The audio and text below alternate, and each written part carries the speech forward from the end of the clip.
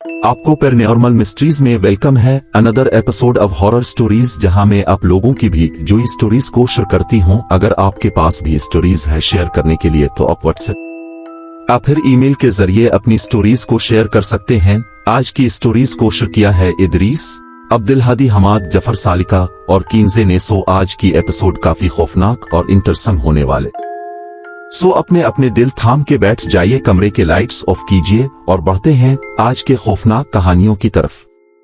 मैं कश्मीर से हूँ। ये कहानी मेरी दादी जान से मुंसलिक है। बहुत अरसा पहले 2007 में मेरे दादा जान वफात पा गए थे और फिर मेरी दादी जान अकेली हो गई थी और तन्हाई की वजह से फिर उन्हें डर भी लगता था। तो फिर मेरी चची की बेटी उनके पास सोने लगी थी कि रात के बहर तकरीबन 4 बजे करीब उनकी आंख खुलती थी और कोई साया नजर आता था। फिर एक बार हमेशा की तरह उनकी आंख खिली। उन्होंने घड़ी पर टाइम देखा तो वो ही 4 बज रहे थे। उन्होंने किया देखा कि वहां पर मेरी कजिन अपने बेड पर नहीं है और फिर दादी उठकर वॉशरूम में गई मेरी कजिन को देखने के लिए। साथ साथ मेरी दादी जान को डर भी लग रहा था। दादी जान ने हर जगह देखा लेकिन मेरी कजिन का कहीं पे नामो निशान ही नहीं था। वो वापस अपने कमरे में आए तो देखा कि कजिन वहीं बेड पर सोई हुई थी और दूसरे दिन भी ऐसा ही सेम सिलसिला हुआ। एक दिन दादी को घर के आखिरी फ्लोर पर जहां जाने से सब डरते थे, उन्हें वहां से मेरी कजिन की आवाज आई।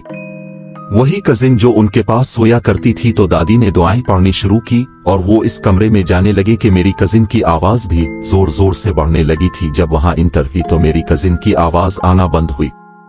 मेरी दादी ने मेरी कजिन का नाम 6 बार लेकर पुकारा। इसका नाम फलक था लेकिन इसके बावजूद उन्हें आगे से कोई रिस्पॉन्स नहीं आया।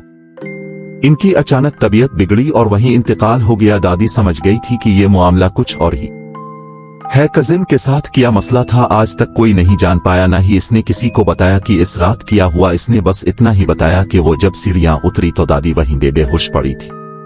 वो इस दुनिया से चल बसी। अब सबसे इल्तिजा है कि मेरे दादा और दादी जान के लिए और तमाम मरहूमीन के लिए दुआए मगफिरत कीजिएगा। दादी भी दादा जान के जाने के तकरीबन 1 माह बाद इस दुनिया से चल बसी थी। ये बात हैरान कुन इसलिए ऐसी है क्योंकि दादी को ना कोई फिजिकल प्रॉब्लम थी और ना ही कोई मेंटल हेल्थ का इशू था और ये सब कुछ अचानक हुआ था। अल्लाह ताला हम सबको अपने हिफ्ज़ व अमान में रखे।